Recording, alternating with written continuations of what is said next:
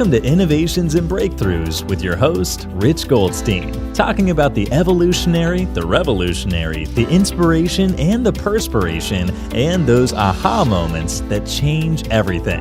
And now, here's your host, Rich Goldstein.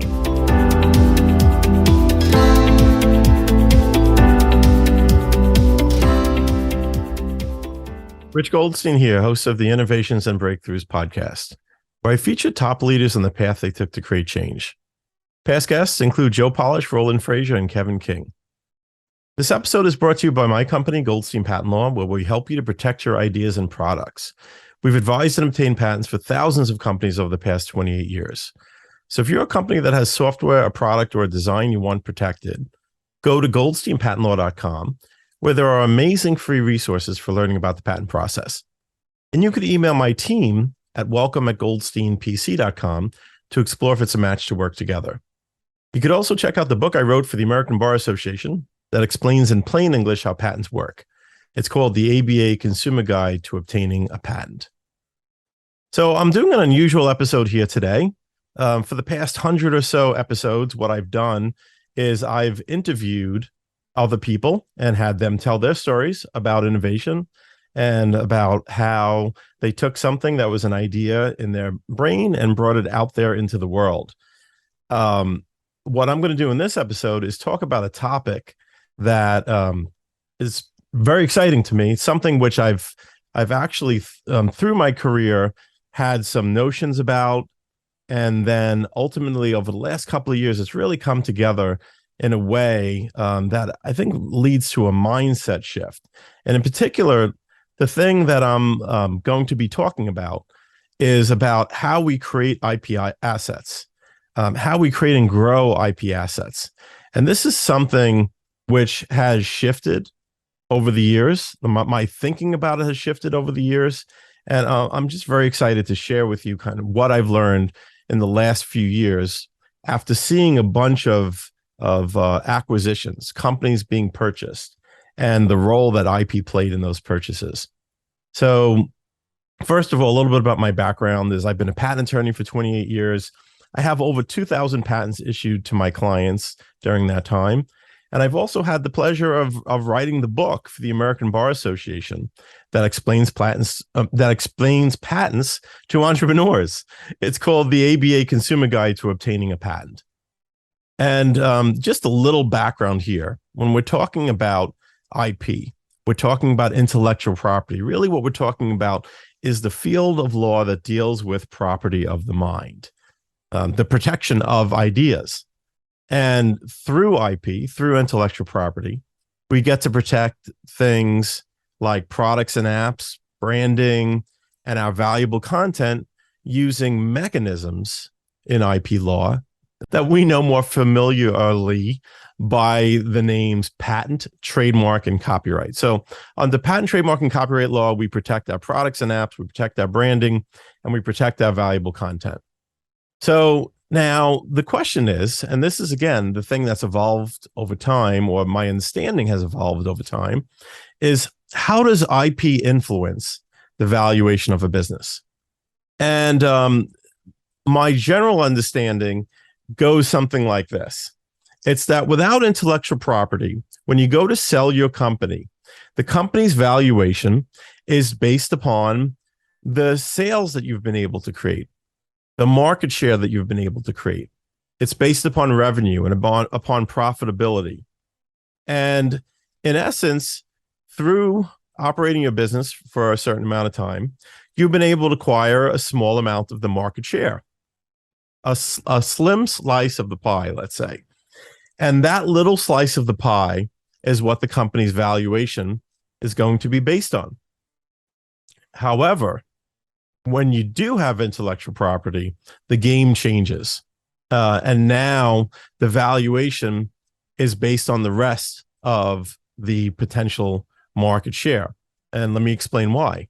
So going back a moment to when you don't have intellectual property, essentially, you've built your company to a certain level, a certain amount of profitability, certain number of customers, certain customer list.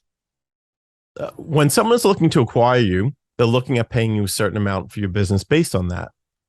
Because at the same time, what also is a consideration if you don't have IP is that they could simply spend money to build a company like yours. So instead of paying the money to you, what if they went out and they created their own company and they put that money towards building structures, building infrastructure, building customer lists, spending money on advertising and marketing and promotion.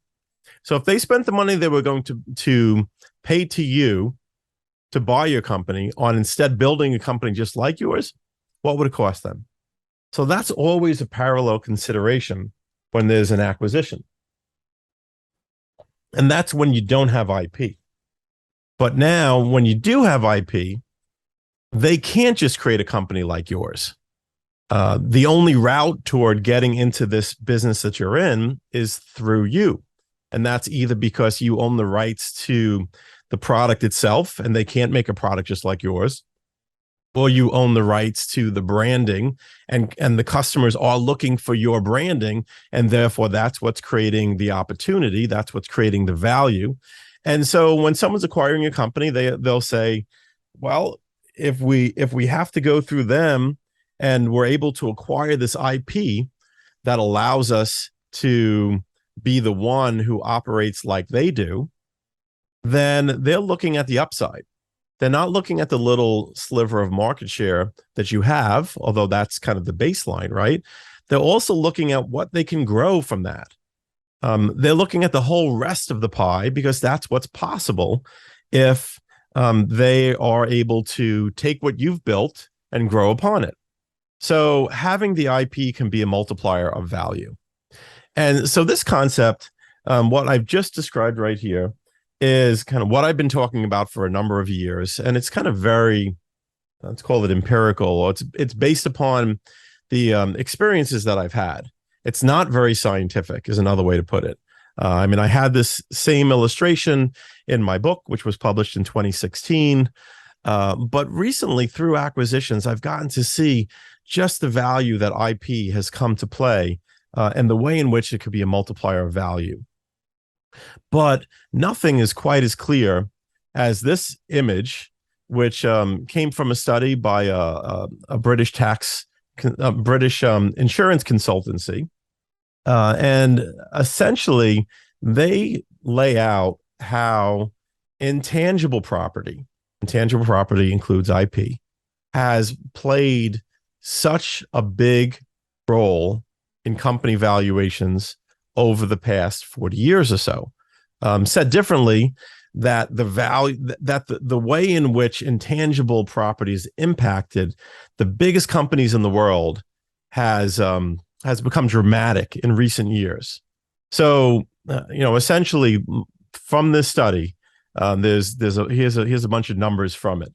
So back in 1975, the 5 largest companies by market capitalization, IBM, ExxonMobil, Procter & Gamble, GE, and 3M, had what part of the S&P 500, and the total valuation for the S&P 500 was $715 billion. So $715 billion, of which $122 billion was intangible, meaning IP and branding, et cetera, and $594 billion was tangible. So just to make that more clear, it was 5-to-1 tangible to intangible, because companies like IBM, ExxonMobil, Procter & Gamble, GE, 3M, they owned lots of tangible assets. They owned trucks. They owned factories. They owned real estate. They owned ships. And so through all of that, they are very much mostly tangible assets. But that was then. Now, how about now? These days, it's kind of the opposite scenario, where you've got the biggest companies in the world, biggest companies in the S&P 500 are Apple, Alphabet, Microsoft, Amazon, and Facebook. And together, they amount to $25 trillion in valuation, or the S&P 500, including those 5, is $25 trillion in valuation. But now it's the opposite scenario. Intangible assets, 21 trillion, tangible assets, 4 trillion. So it's basically like around 5.5 to 1 intangible to tangible. So now almost all of the valuation in the biggest companies of the world is intangible assets, IP, branding, know-how, things of that nature. So this has been a huge shift. So it's gone from essentially 5 to 1 to 1 to 6. And so it's roughly like a 30-time difference. So IP has become 30 times more valuable over the last 4 decades, let's say, since 1975. And so the point of this is that if the biggest companies in the world are making so much out of intangible property, if basically all of their valuation is based on IP, how come your company isn't? How come you're seeing IP as such a small role in the company's valuation? And the answer is it doesn't have to be. That there could be a huge opportunity for scaling your business through IP. So we often look at scaling our business by growing sales, or maybe growing the channels that we're selling our product through, by growing revenue, growing profitability. But you could also scale the business by creating and growing IP. And these are things that are sometimes called Rembrandts in the attic. I get that term from Roland Frazier. He often talks about it, and the analogy being you buy a fixer-upper house for a low amount of money, expecting that you're going to maybe fix it up a bit and flip it, make a little bit of money. But in the attic, you see a bunch of old paintings that the owner carelessly left behind or just disregarded, let's say. And among those is a Rembrandt sitting right there in the attic. And so now you have a painting worth millions of dollars that was hiding in this lower value asset, or as part of this asset that you purchased for a lot less money. So if you are acquiring a company, there may be a Rembrandt in the attic with regard to IP. There may be an opportunity there for you to consider growing and thereby increasing the valuation of the company. So one thing you should do when you acquire a business is you should audit the business for those IP opportunities. And in general, again, we're talking about a mindset shift here, because most business owners view their investment in IP as its value while they're operating the company. They look at it as the value of slowing competition, gaining sales revenue from having differentiated and proprietary products and services, right? They look at it as like, well, what's it going to make me toward the bottom line while I'm operating my business? But this view towards cash flow, this view towards return on investment in terms of gained revenue, avoiding lost revenue, is only a piece of where the true value is. Growth-oriented entrepreneurs view their investment in IP as increased valuation of their business because of the IP they create and protect. And this value, it can lead to a huge ROI, a huge return on their IP investment when they actually go to exit their company. And so this is something that I was really excited to talk about here in this episode, in this, I guess what they call a thought leadership episode, which I don't usually do. Typically, I'm doing interviews. But this is an essential mindset shift that I think is important to make if you want to maximize the value of your company. And I'm going to continue this. I'm going to do a second part of this episode. I'm going to give some examples where you can see where this ROI actually comes about, and how it becomes a no-brainer to invest in IP. So thank you so much for listening, and I'll see you next time.